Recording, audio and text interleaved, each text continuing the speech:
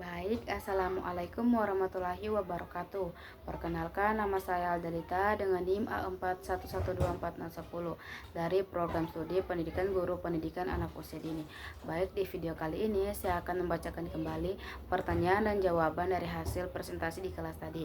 Jadi, tadi itu ada dua materi. Yang pertama, hak dan kewajiban warga negara dengan penegakan hukum yang berkeadilan. Baik, langsung saja saya akan membacakan pertanyaan dan jawaban dari materi hak dan kewajiban warga negara. Yang pertama, apakah hak atas pendidikan masih relevan jika pemerintah tidak mampu menyediakan pendidikan gratis dan berkualitas? Jawabannya, hak atas pendidikan tetap melekat dan menjadi kewajiban negara untuk memenuhinya secara progresif. Keterbatasan tidak membatalkan hak, tetapi mengharuskan negara untuk terus meningkatkan akses dan kualitas pendidikan. Terus pertanyaan kedua, bagaimana melindungi hak warga negara yang rentan seperti perempuan dan anak-anak? Jadi jawabannya, kalau perempuan, penerapan hukum yang adil, yaitu pastikan bahwa hukum yang berlaku tidak diskriminatif dan melindungi hak-hak perempuan. Terus untuk anak-anak, penerapan hukum perlindungan anak, pastikan bahwa hukum yang berlaku melindungi hak-hak anak dan mencegah eksploitasi. Terus yang ketiga, apakah hak warga negara dapat diambil atau dicabut? Jawabannya, hak warga negara dapat diambil atau dicabut dalam keadaan tertentu, seperti jika warga negara melakukan tindakan yang melanggar hukum atau mengancam keamanan negara. Dan pertanyaan terakhir, bagaimana cara warga negara dapat memperjuangkan haknya? Warga negara dapat memperjuangkan haknya melalui jalur hukum, seperti mengajukan gugatan ke pengadilan atau meminta bantuan lembaga atas hak asasi manusia.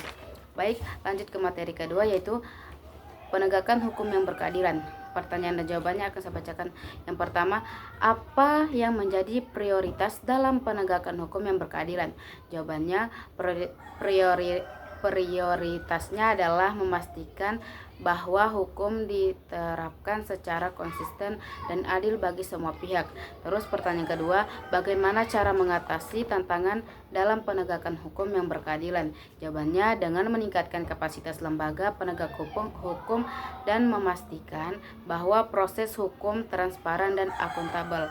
Pertanyaan ketiga, bagaimana agar penegakan hukum bisa dijalankan dengan baik dan bisa memberikan keadilan bagi masyarakat? Jawabannya, penegakan hukum dapat dijalankan dengan baik jika lembaga penegakan hukum independen, transparan, konsisten, kompeten, dan melibatkan partisipasi masyarakat. Dan pertanyaan terakhir yaitu, bagaimana cara meningkatkan kepercayaan masyarakat terhadap lembaga penegak hukum? Jawabannya, meningkatkan transparansi dan akuntabilitas dalam proses hukum menjadi lebih terbuka, jelas, dan dapat dipertanggungjawabkan. Sistem hukum yang lebih terbuka berarti proses hukum dapat diakses dan dipahami oleh masyarakat luas.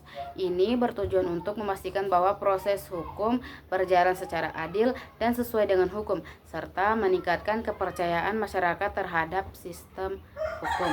Baik, itulah hasil pertanyaan dan jawaban dari saya. Mohon maaf jika ada kesalahan kata. Saya ucapkan wabillahi taufiq walhidayah. Wassalamualaikum warahmatullahi wabarakatuh.